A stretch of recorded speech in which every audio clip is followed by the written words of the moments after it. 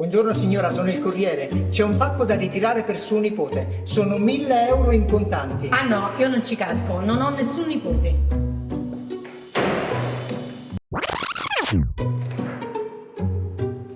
Buongiorno signora, suo figlio ha avuto un incidente. Mi servono subito dei soldi per le cure e per l'avvocato. Ah no, io non ci casco, mio figlio sta benissimo.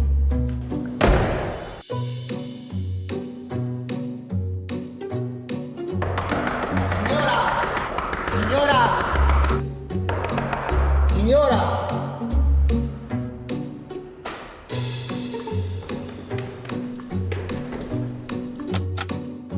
Bravissima Gina, mente fresca e riflessi pronti. Non farti ingannare e soprattutto chiama subito la polizia.